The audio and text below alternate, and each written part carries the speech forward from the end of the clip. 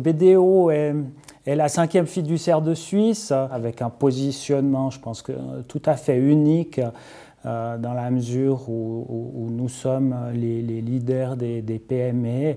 Notre volonté, c'est de se développer en Suisse romande, de progresser, et puis là, de se fixer clairement des objectifs de développement, finalement de fixer les principaux axes de notre progression future. Au début de Self Leadership Lab, notre comité de direction suisse romande était assez réactif par rapport aux situations. On recevait beaucoup d'informations et on essayait de réagir. Donc, on n'était pas très dynamique. L'état d'esprit, quand j'ai débuté ces modules, j'avais un état d'esprit tout à fait ouvert et positif.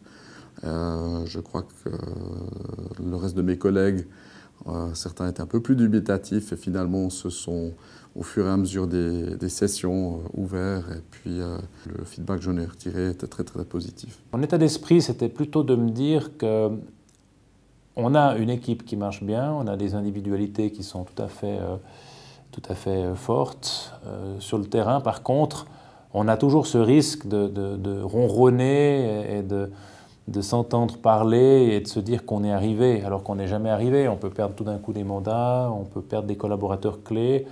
Donc il y avait cette espèce d'approche que je voulais traiter dans le cadre du Self Leadership Lab, de me dire, mais est-ce que si j'ai un coup dur, est-ce que je suis capable de dire à mon équipe, on doit maintenant se réveiller, on doit aller sur le terrain, on doit aller chercher des clients. J'ai suivi un certain nombre de formations, j'allais dire équivalentes, qui ne sont justement pas équivalentes.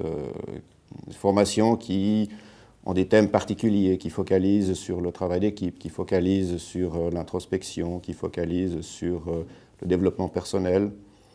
Le Self Leadership Lab est pour moi la première expérience qui permet de combiner tous ces éléments-là en une seule approche. Mes objectifs par rapport à ça, justement, 2 objectifs principaux. Le premier, plus au niveau personnel, donc comprendre sa façon d'être, sa façon de fonctionner, mieux comprendre les autres, les interactions des autres différentes personnes, et puis tout ça, essayer de canaliser les forces pour amener tout le monde à tirer à quelque part à la même corde pour un développement commun.